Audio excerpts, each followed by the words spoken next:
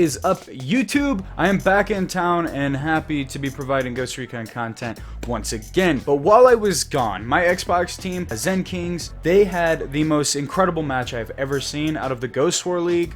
They came back from a 4-0 deficit to win the match in a fucking nail biter. So if you guys are at all interested in watching those competitive matches, there will be a link to that full video down in the description below. But anyway, to begin on the topic of today, we all have those teammates that when they say, I'm going to go for this person, or I got the point man, I got the scout, or whoever it may be, we know that 9 times out of 10 they are going to clean that person up, they're going to get the kill. But then on the other end of the spectrum, we have the Elmer Fuds of the world that won't even take out a one-hit sniper who is out of ammo. So obviously there's something that distinguishes these two groups, and I'm going to go ahead and try to figure out where that difference lies. Let's go ahead and hop right into the video.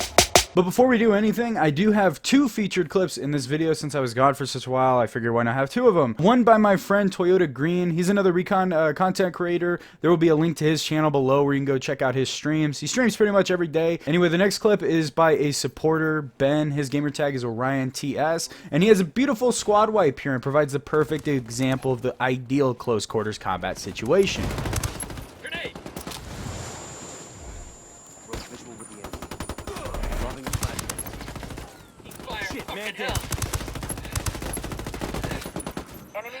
To begin on this huge topic, let's talk about the obvious shit that makes you good at killing people. Well, first, you have to hit your opponent with bullets or a predator blade or something, right? Like you have to have some sort of mechanism by which to kill people. Now, you have to be able to use this mechanism effectively. This would be called gun skill. You know, here you would think of things like recoil management, ADS reaction time, and whatever cheats you are using.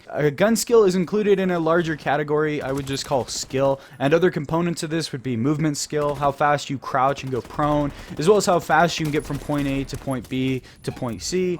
Also in this looming category would be equipment skill. This is something that gets overlooked, I feel. How fast and accurate you can throw flashbangs and grenades. Now these things are things that you can work on and will get the hang of eventually. Not much can really be learned here, but I have made videos on increasing accuracy. Link to that in the top right corner of the screen.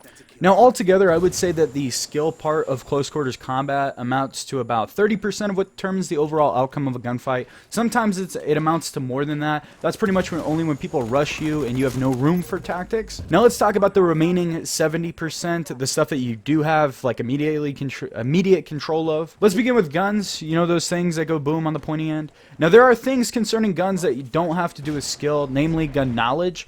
Now, knowing where each weapon stands in the gun hierarchy and also how each gun matchup works and who has the advantage.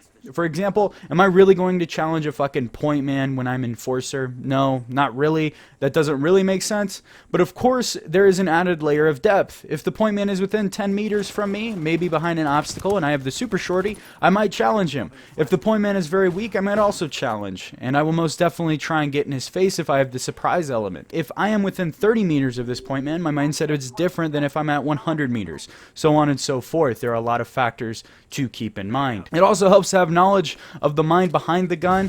This is that next level type of shit. When I go into a match the first round, I may notice that a particular player has a hard-on for a gunfight. So in the next round, I know who the weak link is. I have an idea that this guy is going to run into the fray at the first gunshot he hears or the first mark he gets. And I will keep this in mind when I encounter this person, knowing that they are most likely alone and will be easily baited into a trap. But of course, do not think you know everything about this player. Now, of course, gun skill or knowledge doesn't mean much or really anything at all if you get caught in the open or in the crossfire when you try to engage. This is where strategic movement and situational awareness comes into play. If I engage someone, I have to know or have a good idea of where everyone on the other team is, as well as where my own guys are. Too often do I see people get tunnel vision and run at a particular opponent because that person is open or unsuspecting, but when they forget about the sniper sitting in the back.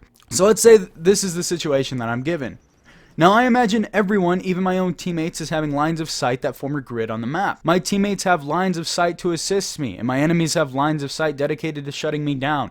Now, of course, I will not always have intel to tell me exactly where every enemy is, and not always do I have time to sit back and wait for intel. Sometimes it's better to wait, but sometimes you have to move quick to take advantage of opportunities that are open. That's an instinct thing, and I will kind of leave that up to you. So when I do not know where my enemies are, I will make an educated guess as to where they might be. This estimate is based on where they were last spotted, what class they are, and my map knowledge to see where it would be best for them to be in the given situation. For example, on Scrapyard, I know that if the enemy has a sniper, the most beneficial spots for that sniper will be either Umbrella Building, the base of Sniper Tower, or possibly the back rocks. Now, this knowledge does not mean that they will be there, it just means that this is the most likely scenario, and I will base my movement off of those angles until I have a mark on them. When you have made the appropriate calculations and have decided to put this fucker in the ground, you make your move to approach. This is an art within itself. I don't know about you guys, but I'm a pussy when I approach people. I do not want to meet anybody head on. I want to shoot you in the back or in the side, and that's it. So when I approach, I make damn sure that you are not looking in my direction, and I will try and keep an obstacle between us at all times until I am ready to pounce. I do this for a few reasons. Firstly, I do not want to get turned on. You know, maybe you heard me approaching you and turn just in time. Side note, please be cognizant that you make a fuck ton of noise when sprinting. It is very hard for someone to turn on you when the person you are approaching has an obstacle to maneuver around. Secondly, having that obstacle means that I am in control and am controlling the pace constantly. So even if I get marked or that person becomes alerted to my presence, they are under my control. When I come around the corner or when I make my move, they have no control over that and will oftentimes just sit and wait for me to come knocking. Thirdly, and I will use this as a way of introducing the final piece of the puzzle, having an obstacle there allows me to use grenades and flashbangs with no threat of being shot while pulling the trigger, and also using the corner of that obstacle as leverage. Being able to flash someone behind a corner gives you a huge advantage. This levels the playing field quite a bit and may impact your overall decision making when thinking about what class to push. I've often slayed a Predator when I am Guerrilla or Scout, a class that has a huge disadvantage in terms of firepower, but if I can flash the Predator, I can run laps around that fucker. Now in this video, I hope that I have given you guys some new things to think about in close quarters combat, and for all the other Ghost Recon vets, if you guys feel that I missed something or did not represent something accurately, please let me know by commenting below, and hopefully that can serve as an added learning experience for any newer prospecting players. And as always, thank you guys so much for watching, and I will see you in the next video.